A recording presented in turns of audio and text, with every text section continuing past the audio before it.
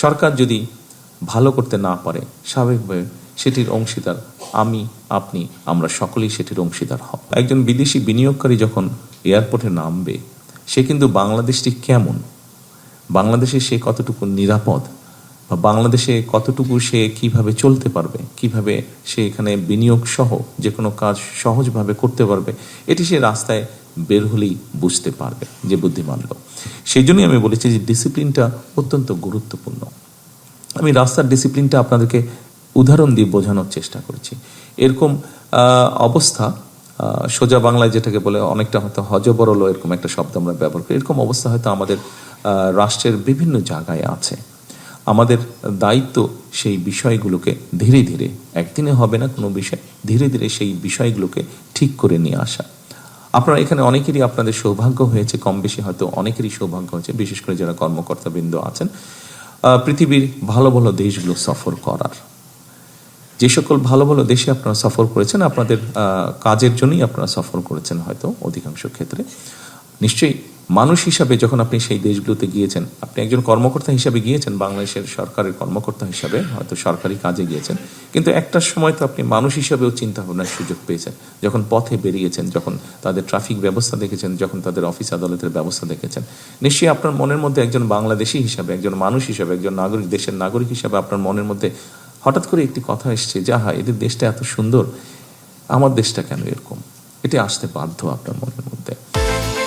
বিকাশ পেমেন্টে 10,000 টাকার বেশি অফার, শপিং চলছে তো।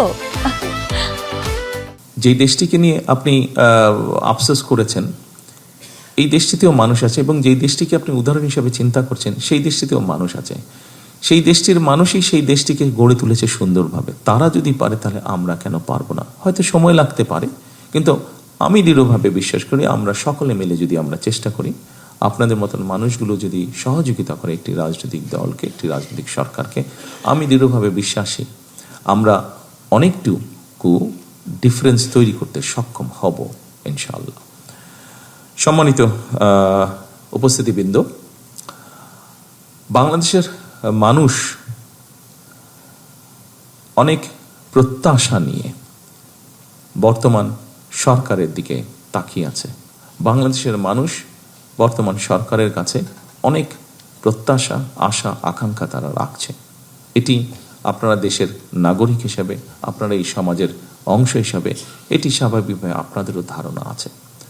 কিন্তু যে সরকারের কাছে প্রত্যাশা রাখছে বাংলাদেশের মানুষ, আপনারাও কিন্তু সেই সরকারেরই একটি অংশ, এবং সরকার ভালো চলবে তখনই যখন আপনারা সরকারকে সহযোগিতা করবেন। সরকার যদি ভালো করতে না পারে, স্বাভাবিকভাবে সেটির অংশীদার আমি, আপনি, আমরা সকলেই সেটির অংশীদার হব।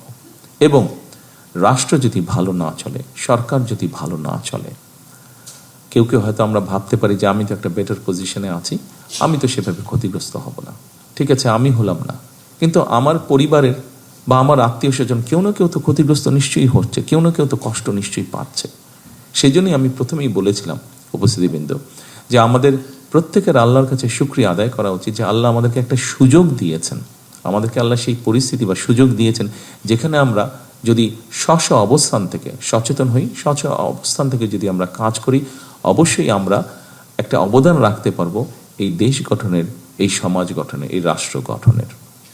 আজকের এই মত বিনিময় অনুষ্ঠানে আমি আপনাদের সকলের কাছে, আপনাদের একজন সহকর্মী হিসাবে আপনাদের সকলের কাছে সেই প্রত্যাশাই করব যে আসুন আমরা সকলে সেই রাষ্ট্রটিকে গড়ে তোলার চেষ্টা করি, দেশের মধ্যে সেই পরিস্থিতিটা তৈরি করার আমরা চেষ্টা করি সকলে মিলে, যেই পরিস্থিতিতে মানুষ স্বস্তি বোধ করবে। আমরা সেই রাষ্ট্রটিকে গড়ে তোলার চেষ্টা করি যেই রাষ্ট্রটিকে ঘিরে বাংলাদেশের মানুষ আশার আলো দেখতে পাবে, যেখানে এগিয়ে যাওয়ার স্পৃহা, সাহস, উদ্দীপনা মানুষ পাবে।